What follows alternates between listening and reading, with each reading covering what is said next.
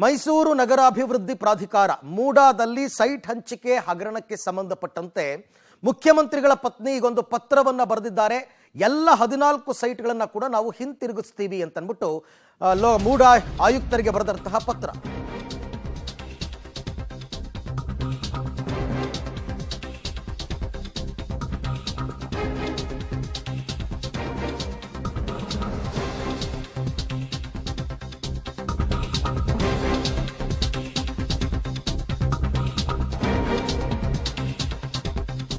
ಮೈಸೂರು ನಗರಾಭಿವೃದ್ಧಿ ಪ್ರಾಧಿಕಾರದ ಸೈಟ್ ವಿವಾದಕ್ಕೆ ಸಂಬಂಧಪಟ್ಟಂತೆ ಲೋಕಾಯುಕ್ತ ಮತ್ತು ಇಡಿ ಎರಡೂ ಕಡೆ ಕೇಸ್ ಆಯಿತು. ಇದರ ಬೆನ್ನಲ್ಲೇ ಮಹತ್ವದ ಬೆಳವಣಿಗೆ ಒಂದಾಗಿದೆ.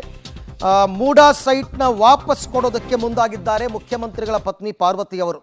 14 ಸೈಟ್ಗಳನ್ನು ನಾನು ವಾಪಸ್ ಕೊಡ್ತೀನಿ ಅಂತ ಸಿಎಂ ಪತ್ನಿ ಪತ್ರವನ್ನು ಬರೆದಿದ್ದಾರೆ. ಮೂಡಾ ಆಯುಕ್ತರಿಗೆ ಬರೆದಂತಹ ಪತ್ರದಲ್ಲಿ ಭಾವನಾತ್ಮಕ ಅಂಶಗಳು ಕೂಡ ಅಡಕವಾಗಿದೆ. ಅವ್ರು ಹೇಳ್ತಾ ಹೋಗ್ತಾರೆ, ನನಗೆ ನನ್ನ ಗಂಡನ ಮರ್ಯಾದೆ ಮತ್ತು ಅವರ ಇದಕ್ಕೆ ಅವರ ಸ್ಥಾನಕ್ಕೆ ಬೆಲೆಯನ್ನು ಕೊಡೋದ್ರ ಮುಂದೆ ಇದೆಲ್ಲವೂ ಕೂಡ ನನಗೆ ನಗಣ್ಯ. ಹಾಗಾಗಿ 14 ಸೈಟ್ಗಳನ್ನು ಹಿಂತಿರುಗಿಸ್ತೀವಿ ಅಂತ ಅವರು ಪತ್ರದಲ್ಲಿ ಬರೆದಿದ್ದಾರೆ. ಏನ್ ಬರೆದಿದ್ದಾರೆ ಪತ್ರ ನೋಡೋಣ. ಮೈಸೂರು ನಗರಾಭಿವೃದ್ಧಿ ಪ್ರಾಧಿಕಾರ ಮೈಸೂರು ಇಂದ ಶ್ರೀಮತಿ ಪಾರ್ವತಿ, ವೈಫ್ ಆಫ್ ಸಿದ್ದರಾಮಯ್ಯ, ಬೆಂಗಳೂರು.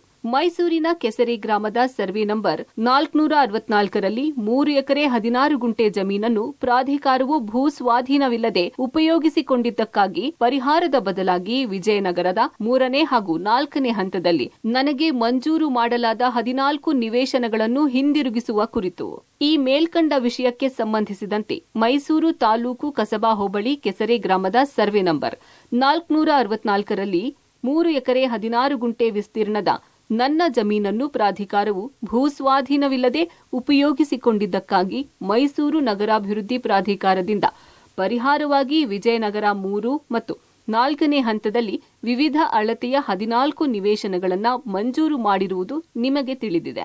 ಮೈಸೂರು ನಗರಾಭಿವೃದ್ಧಿ ಪ್ರಾಧಿಕಾರದಿಂದ ನನ್ನ ಪರವಾಗಿ ಕಾರ್ಯಗತಗೊಳಿಸಿದ 14 ನಿವೇಶನಗಳ ಕ್ರಯ ಪತ್ರಗಳನ್ನು ರದ್ದುಗೊಳಿಸುವ ಮೂಲಕ ನಾನು ಪರಿಹಾರದ ನಿವೇಶನಗಳನ್ನು ಒಪ್ಪಿಸಲು ಮತ್ತು ಹಿಂದಿರುಗಿಸಲು ಬಯಸುತ್ತೇನೆ. ನಿವೇಶನಗಳ ಸ್ವಾಧೀನವನ್ನು ಸಹ ಮೈಸೂರು ನಗರಾಭಿವೃದ್ಧಿ ಪ್ರಾಧಿಕಾರಕ್ಕೆ ಮರಳಿ ಹಸ್ತಾಂತರಿಸುತ್ತಿದ್ದೇನೆ. ದಯವಿಟ್ಟು ಈ ನಿಟ್ಟಿನಲ್ಲಿ ಆದಷ್ಟು ಬೇಗ ಅಗತ್ಯ ಕ್ರಮಗಳನ್ನು ಕೈಗೊಳ್ಳಿ. ತಮ್ಮ ವಿಶ್ವಾಸಿ ಶ್ರೀಮತಿ ಪಾರ್ವತಿ. ಆಲ್ ರೈಟ್, ಈ ವಿಚಾರಕ್ಕೆ ಸಂಬಂಧಪಟ್ಟಂತೆ ಮತ್ತಷ್ಟು ಮಾಹಿತಿ ಪಡೆಯೋಣ ನನ್ನ ಕೊಲೀಗ್ ರೋಹಿತ್ ಅವರಿಂದ. ರೋಹಿತ್, ವೆರಿ ವೆರಿ ಸರ್ಪ್ರೈಸಿಂಗ್ ಅಂತ ಅನಿಸ್ತು ನನಗೆ ಮುಖ್ಯಮಂತ್ರಿಗಳ ಪತ್ನಿ ಬರೆದಿರ್ತಕ್ಕಂಥ ಪತ್ರ. ಇಷ್ಟಕ್ಕೂ ಈ ಘಟ್ಟದಲ್ಲಿ ಒಂದು ಕಡೆ ಲೋಕಾಯುಕ್ತ ತನಿಖೆ ಆರಂಭ ಆಗಿದೆ, ಇನ್ನೊಂದು ಕಡೆ ಇಡಿನಲ್ಲಿ FIR ಆಗಿದೆ. ಈ ಸಂದರ್ಭದಲ್ಲಿ ಮುಖ್ಯಮಂತ್ರಿಗಳ ಪತ್ನಿಯ ಈ ನಿರ್ಧಾರ ಯಾಕೆ ಮತ್ತು ತನಿಖೆಯ ಮೇಲೆ ಯಾವ ರೀತಿ ಪರಿಣಾಮವನ್ನು ಈ ಪತ್ರ ಬೀರಬಹುದು ಅಂತ? ಅರವಿಂದ್, ಈಗೇನು 14 ಸೈಟ್ಗಳ ವಿವಾದ ಏನಾಗಿತ್ತು, ಆ ನಿಟ್ಟಿನಲ್ಲಿ ತಮ್ಮ ಸೈಟ್ಗಳನ್ನು ವಾಪಸ್ ಕೊಡೋ ನಿಟ್ಟಿನಲ್ಲಿ ಪಾರ್ವತಮ್ಮ ಅವರು ಮುಂದಾಗಿರುವಂಥದ್ದು. ಯಾಕಂದರೆ ಸುದೀರ್ಘವಾದಂಥ ಪತ್ರದಲ್ಲಿ ಉಲ್ಲೇಖ ಮಾಡಿದ್ದಾರೆ, ನನ್ನ ಪತಿಯ ರಾಜಕೀಯ ಜೀವನದನ್ನು ದೂರದಲ್ಲೇ ನಿಂತ್ಕೊಂಡು ನಾನು ಖುಷಿ ಪಟ್ಟಂತವಳು. ನನ್ನಿಂದ ಈ ಒಂದು ಕಳಂಕ ಅವ್ರಿಗೆ ಅಂಟಬಾರ್ದು, ಇದರಿಂದ ಯಾವುದೇ ರೀತಿಯಂಥ ತೊಂದರೆಗಳು ಕೂಡ ಆಗಬಾರ್ದು ನಿಟ್ಟಿನಲ್ಲಿ ನಾನು 14 ಸೈಟ್ಗಳನ್ನು ವಾಪಸ್ ಕೊಡ್ತಾ ಇದ್ದೀನಿ ಮೂಡಾಗೆ ಅಂತ ಹೇಳಲಾಗಿರುವಂಥದ್ದು. ಅಂದರೆ ಈ ಬಗ್ಗೆ ತನಿಖೆ ಕೂಡ ಸಮಗ್ರವಾಗಿ ಆಗಬೇಕು ಅನ್ನೋ ಕಡೆ ಇನ್ನೊಂದು ಕಡೆ ಉಲ್ಲೇಖವನ್ನು ಮಾಡ್ತಾರೆ. ಈ ಹೊತ್ತಿನಲ್ಲಿ 14 ಸೈಟ್ಗಳನ್ನು ವಾಪಸ್ ಕೊಡುವಂಥದ್ದು ಎಷ್ಟರ ಮಟ್ಟಿಗೆ ಮಹತ್ವ ಪಡ್ಕೊಳ್ಳುತ್ತದೆ ಕಾನೂನಾತ್ಮಕವಾಗಿ ಅನ್ನೋದನ್ನು ನೋಡಬೇಕಾಗಿರುವಂಥದ್ದು. ಯಾಕಂದರೆ ಒಂದು ಕಡೆ ಇಡಿ ತನಿಖೆ ಆಗ್ತಾ ಇದೆ, ಇನ್ನೊಂದು ಕಡೆ ಲೋಕಾಯುಕ್ತ ತನಿಖೆ ಕೂಡ ಆಗ್ತಾ ಇರುವಂಥದ್ದು. ಈ ಹೊತ್ತಿನಲ್ಲಿ ಇದನ್ನು ಎಷ್ಟರ ಮಟ್ಟಿಗೆ ಕನ್ಸಿಡರ್ ಆಗುತ್ತೆ, ತನಿಖೆಯ ವಿಚಾರದಲ್ಲಿ ಪ್ರಾವಿಷನ್ ದೊರಕುತ್ತಾ ಅನ್ನೋ ನಿಟ್ಟಿನಲ್ಲಿ ಕಾನೂನಾತ್ಮಕವಾಗಿ ಒಂದಷ್ಟು ಅಂಶಗಳನ್ನು ಪ್ರಮುಖವಾಗಿ ಗಮನಿಸಬೇಕಂತ ವಿಚಾರ ಆಗಿರುವಂಥದ್ದು.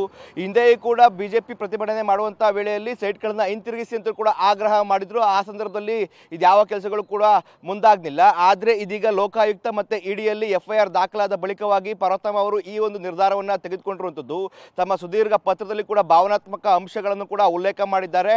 ನಾನು ರಾಜಕೀಯ ಜೀವನದಿಂದ ದೂರದಲ್ಲಿದ್ದೀನಿ, ನನ್ನ ಪತಿಯ ರಾಜಕೀಯವನ್ನು ದೂರದಿಂದಲೇ ಕೂಡ ನೋಡಿಕೊಂಡು ನಾನು ಖುಷಿ ಪಟ್ಟಂತವಳು. ನನಗೆ ಈ 14 ಸೈಟ್ಗಳು ತೃಣಕ್ಕೆ ಸಮಾನ. ನನ್ನ ಪತಿಯ ಒಂದು ರಾಜಕೀಯ ಭವಿಷ್ಯ ಮತ್ತು ನನ್ನ ಪತಿಯೇ ಮುಖ್ಯ ಆಗಿರುವಂಥದ್ದು. ಈ ವಿಚಾರದಲ್ಲಿ ಎಳ್ಳಷ್ಟು ಕೂಡ ನಮ್ಮದು ತಪ್ಪಿಲ್ಲ. ಆದರೂ ಕೂಡ ರಾಜಕೀಯ ಷಡ್ಯಂತ್ರದಿಂದ ಒಬ್ಬ ಗೃಹಿಣಿ ಆದಂಥವಳನ್ನು ಕೂಡ ತೇಜೋವಧೆ ಮಾಡುವಂಥ ಕೆಲಸಗಳು ಕೂಡ ಆಗ್ತಾ ಇದೆ. ಆ ನಿಟ್ಟಿನಲ್ಲಿ ನನಗೆ ಈ ಹಿಂದೆಯೂ ಕೂಡ ಈ ಒಂದು ಸೈಟ್ಗಳನ್ನು ವಾಪಸ್ ಕೊಡಬೇಕು ಅಂತ ಮನಸ್ಸಿಗೆ ಬಂದಿತ್ತು. ಆದರೆ ನನ್ನ ಸಂಬಂಧಿಕರು ಹೇಳಿದಂಥ ಕೆಲಸದಿಂದಾಗಿ ನಾನು ಆ ವೇಳೆ ನನ್ನ ನಿರ್ಧಾರವನ್ನು ಕೈ ಬಿಟ್ಟಿದ್ದೆ. ಆದರೆ ಇದೀಗ ಪದೇ ಪದೇ ಆ ವಿಚಾರಗಳು ಮುನ್ನೆಲೆಗೆ ಬರ್ತಾ ಇದೆ ಮತ್ತು ಮಾನಸಿಕವಾಗಿ ಕೂಡ ನನಗೆ ನೋವಾಗ್ತಾ ಇದೆ. ಆ ನಿಟ್ಟಿನಲ್ಲಿ ನಾನು ನನಗೆ ನೀಡಿರುವಂತಹ 14 ಸೈಟ್ಗಳನ್ನು, ಅದು ಕುಂಕುಮ ರೂಪದಲ್ಲಿ ಬಂದಂಥ 14 ಸೈಟ್ಗಳನ್ನು ನಾನು ವಾಪಸ್ ಕೊಡೋಕ್ಕೆ ನಿರ್ಧಾರ ಮಾಡಿದ್ದೀನಿ. ಯಾರೂ ಕೂಡ ನಮ್ಮ ತೇಜೋವಧೆಗೆ ಮುಂದಾಗಬಾರ್ದು. ಮತ್ತು ಏನೀಗಾಗಲೇ ತನಿಖೆ ಏನು ಮಾಡ್ತಾ ಇದೆ ಆ ತನಿಖೆಯು ಕೂಡ ಪಾರದರ್ಶಕವಾಗಿ ನಡೆಯಲಿ, ನಾವು ಕೂಡ ಅದಕ್ಕೆ ಸಹಕಾರ ಮಾಡ್ತೀವಿ ಅನ್ನೋ ನಿಟ್ಟಿನಲ್ಲಿ ಸುದೀರ್ಘವಾದಂಥ ಪತ್ರದಲ್ಲಿ ಉಲ್ಲೇಖ ಮಾಡಿದ್ದಾರೆ. ಈ ಒಂದು ವಾಪಸ್ ಕೊಡುವಂಥ ಸೈಟ್ಗಳನ್ನು ಮೂಡ ವಾಪಸ್ ಮತ್ತೆ ತಗೊಳ್ತಾ ಅನ್ನೋದೇ ಕೂಡ ಅನುಮಾನ ಆಗಿರುತ್ತದೆ. ಯಾಕಂದರೆ ಇರುವಂಥ ಸೈಟ್ಗಳನ್ನು ಅದು ಕೂಡ ತನಿಖೆಯ ಹಂತದಲ್ಲಿ ಮೂಡ ಹೇಗೆ ವಾಪಸ್ ಪಡೆದುಕೊಳ್ಳುತ್ತೆ ಅನ್ನೋದು ದೊಡ್ಡ ಕ್ವಶನ್ ಮಾರ್ಕ್ ಆಗಿರುವಂಥದ್ದು. ಜೊತೆಗೆ ಈ ಒಂದು 14 ಸೈಟ್ಗಳ ವಿಚಾರವಾಗಿ ಸಾಕಷ್ಟು ಒಂದು ವಿವಾದ ಕಾರಣವಾಗಿದೆ. ಆ ನಿಟ್ಟಿನಲ್ಲಿ ಲೋಕಾಯುಕ್ತ ಮತ್ತೆ ಇಡಿ ಇದನ್ನ ಹೇಗೆ ಪರಿಗಣಿಸುತ್ತೆ ಅನ್ನೋದನ್ನು ಕಾದು ನೋಡಬೇಕಾಗಿರುವಂಥದ್ದು. ಅರವಿಂದ್. ರೈಟ್ ರೋಹಿತ್, ಹಾಗೆ ಸಂಪರ್ಕದಲ್ಲಿರಿ, ನಿಮ್ಮ ಜೊತೆ ನಾನು ಮತ್ತೆ ಮಾತನಾಡ್ತೀನಿ. ಒಟ್ಟಾರೆ ಈಗ ಒಂಥರ ಸಂಚಲನಕ್ಕೆ ಕಾರಣವಾಗ್ಬಿಟ್ಟಿದೆ ಮುಖ್ಯಮಂತ್ರಿಗಳ ಪತ್ನಿ ಬರೆದಿರ್ತಕ್ಕಂಥ ಪತ್ರ. ಭಾವನಾತ್ಮಕವಾಗಿಯೂ ಇದೆ, ಮತ್ತೆ ಅವರು ಏನು ವಿಚಾರವನ್ನ ಒಂದು ಮೆಸೇಜ್ ರೂಪದಲ್ಲಿ ಎಲ್ರಿಗೂ ಕೂಡ ಕೊಡಬೇಕಾಗಿತ್ತು ಅದನ್ನು ಕೂಡ ಅವರು ಬರೆದಿದ್ದಾರೆ ಆ ವಿಚಾರದಲ್ಲಿ. ಸೊ ಹಾಗಾಗಿ ಈಗ ತನಿಖಾ ಹಂತದಲ್ಲಿ ಮುಂದಿನ ಪ್ರಕ್ರಿಯೆಗಳು ಹೇಗೆ ನಡೆಯುತ್ತೆ ಅಂತಕ್ಕಂಥದ್ದು ಸೆಕೆಂಡರಿ, ಬಟ್ ಅವರು ಸೈಟ್ ವಾಪಸ್ ಕೊಡ್ತೀನಿ ಅಂತ ಹೇಳಿರ್ತಕ್ಕಂಥದ್ದು ಈಗ ಸಾಕಷ್ಟು ಚರ್ಚೆಗೆ ಗ್ರಾಸವಾಗಿದೆ.